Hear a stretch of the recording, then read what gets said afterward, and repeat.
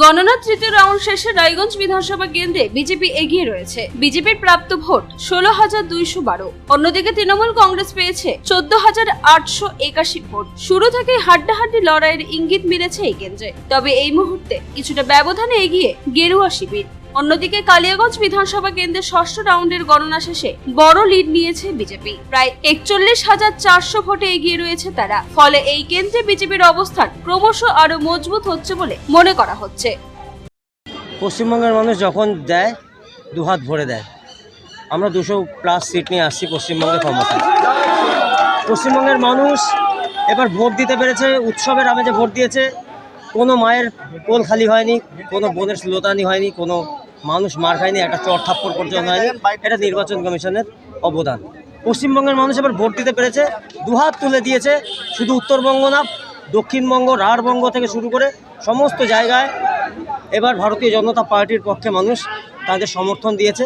আমরা পশ্চিমবঙ্গের মানুষের কাছে নতমস্তকে এই তাদের যে সমর্থন, তাদের মতামত আমরা নতমস্তকে মেনে নিচ্ছি। তাদের সকলের প্রতি কৃতজ্ঞতা জানাচ্ছি। পশ্চিমবঙ্গের মানুষকে গৈরিক অভিনন্দন জানাচ্ছি, শুভেচ্ছা জানাচ্ছি। এই জয় শুধু ভারতীয় জনতা পার্টির জয় নয়, এই জয় পশ্চিমবঙ্গের সমস্ত মানুষের জয়।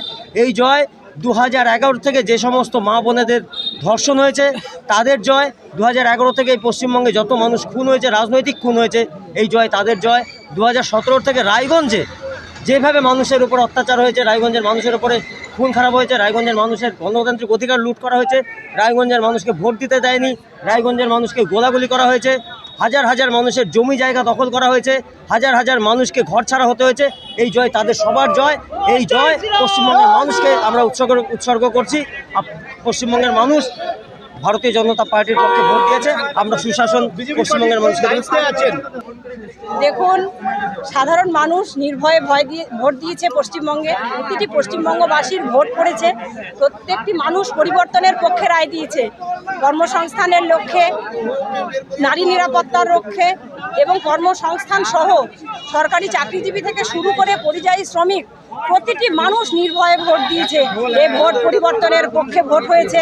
এই ভোট রাষ্ট্রবাদী জনতা ভোট দিয়েছে।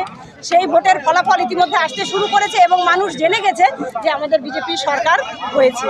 যার জন্যই এত খুশি এবং প্রত্যেকে আবির খেলায় মেতেছে এবং প্রতিটি মানুষ এই জিতের আনন্দে সামিল হতে চাচ্ছে। এবং দেখুন, আস্তে আস্তে ভিড় শুরু হবে এবং গোটা পশ্চিমবঙ্গ আজকে গেরুয়াময় হবে। কোন কোন ফ্যাক্টর কাজ করেছে বলে মনে করছে? নারী নিরাপত্তা, কর্মসংস্থান, সরকারি চাকরিজীবীদের ডিএ সহ বিভিন্ন বঞ্চনার শিকার পশ্চিমবঙ্গবাসী।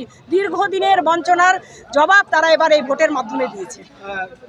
দেখা যায় যে পশ্চিমবঙ্গে যারা পরিবর্তন ঘটায় তারা 200-র অধিক সিট পাচ্ছে। আপনারা কতটা আশা করছেন? আমরাও 200 ক্রস করে যাব। 200-র অধিক সংখ্যা নিয়ে আমাদের সরকার। এই জয়টা কাদেরকে উৎসর্গ?